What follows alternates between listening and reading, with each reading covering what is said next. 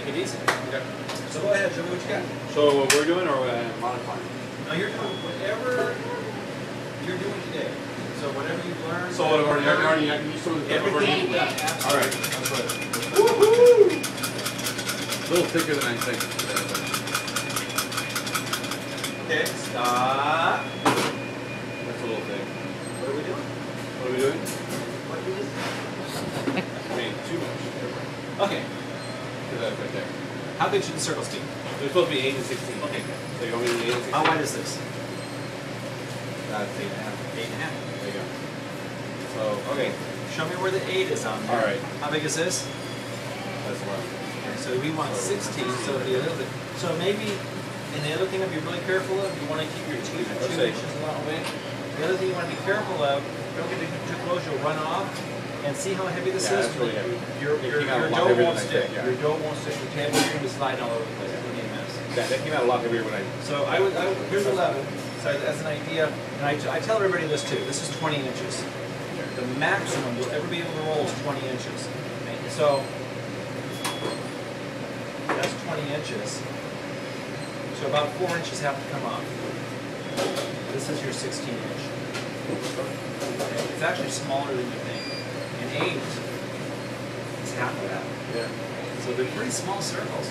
And the reason I say that is all the flour on the table somehow is going to end up on the dough. Whether when you're picking your dough up, Right. you know, it just ends up all over your flour. And I'm a strong believer that flour is an enemy of the dough, of the tools. But I'm also a strong believer that you make the flour work for you. So I'm not like, just throw a bunch of flour on the table. You're going to make crappy biscuits. Okay. They'll be tough. Okay. And that's good. Pick up my ruler. Sorry about that. Okay.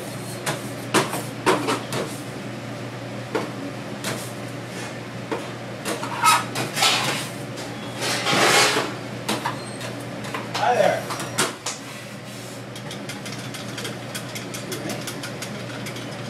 Okay, let's start again. 8.5. It's smaller than you think. Okay.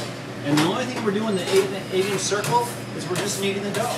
It's never going to get big. It's always going to stay small. I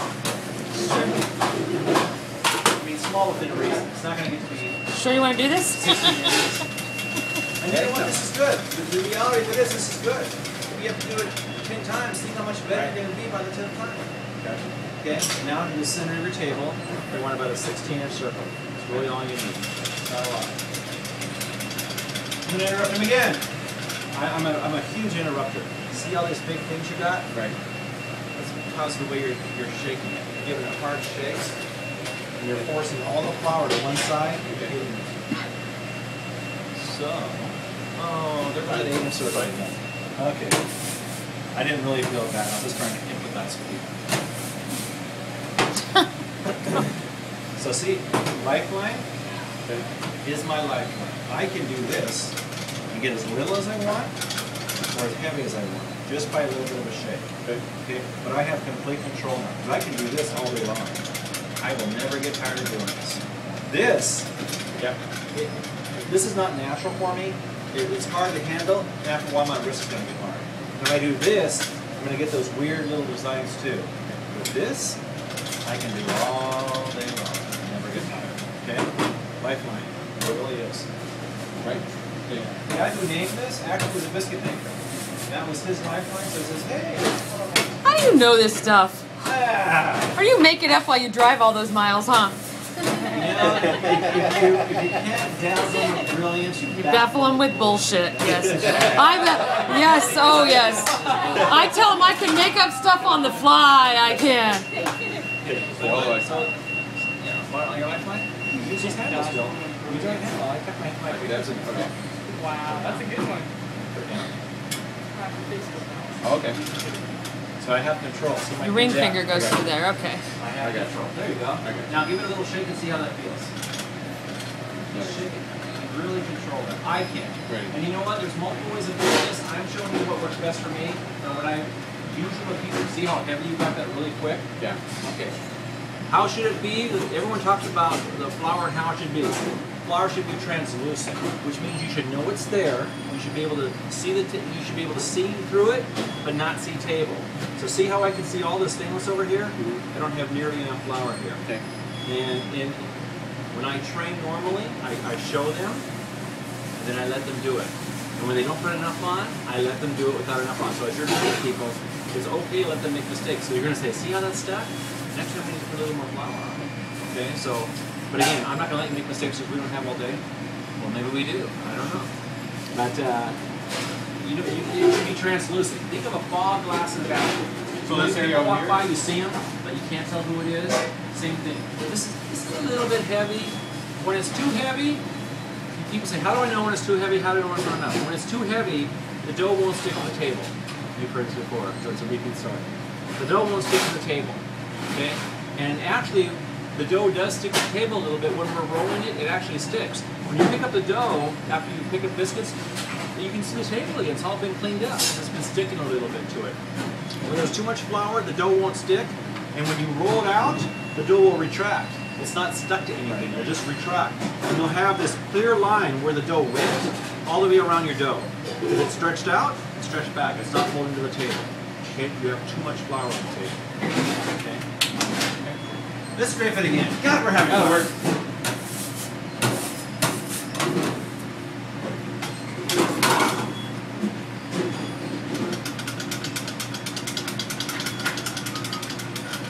That 8's a little bit big again. Watch your sizes.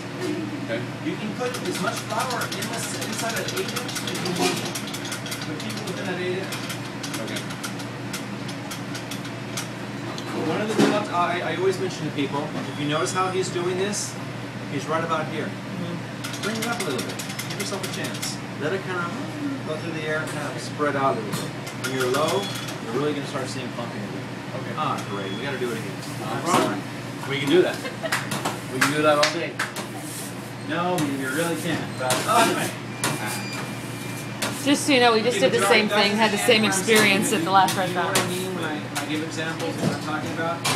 I'll be more. I'm okay. I don't You're ready to go to Take sleep. it in. No, not at all. I'm totally tired. Oh. Because you're going to get this really wide. This is a nice restaurant. You got a nice breeze back here. We never usually have that, so it's a blessing to do. Oh, I thought you were saying it must be you, all the hot air coming out. Oh, Wow.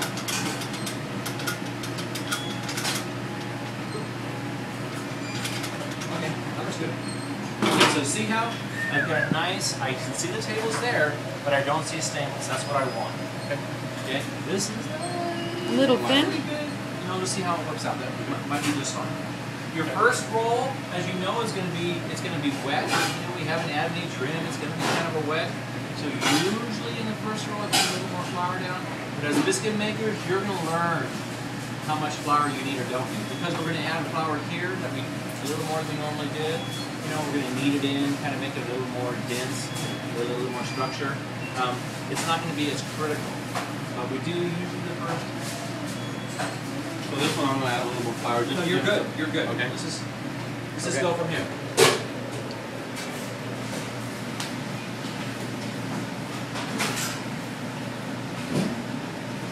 There's some variables to the. I know you probably didn't realize now that sometimes the dough's really wet, sometimes it's really kind of sticky and dry.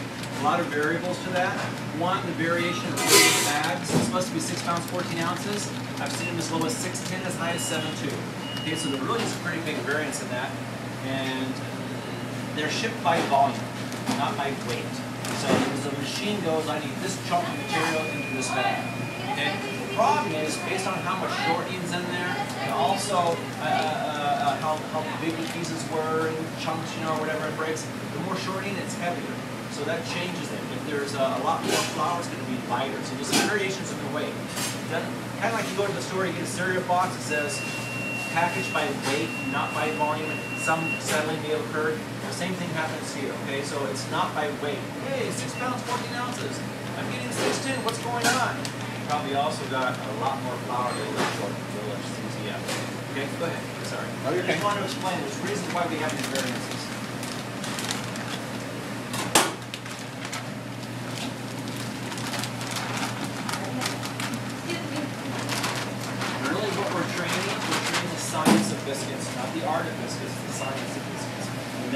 the ways, the procedures. That's science. When you've done it for a while, you start realizing it's this or it's that or the back. You'll start realizing what I can do to make it better, what you can do. That becomes the art. When you learn how to cut and get 52 out of it instead of 48, that's more art. You're really kind of learning. When you learn how to shape your dough on the table, instead of just having it come out, I don't know how it's going to come out, because you do control shape. Throughout this entire process, you control shape. So what 3 things did you just do? Added air to it, separated the shortening, the pea size portion, and put it on. Air, separate the shortening, and make it a pea size. Let's separate the short. I thought Separate into pea size shortening. No. Okay. One more thing missing. It's probably one of the big important. Redistribution of shortening. What happens is when this truck from Texas over to us, think of it, the shortening is heavier and swirling on the road, vibrating. All that shortening is vibrating down at the bottom of the valve. Okay. So when it gets in here, if we don't fluff it and redistribute it, you may have some biscuits that have a lot of shortening. You may have some that have very little shortening. So the quality between one roll can be very different. So we really want to kind of remix the shortening, redistribute it throughout the whole thing, so we have a nice, consistent product. Okay? All yours. I'm in your way.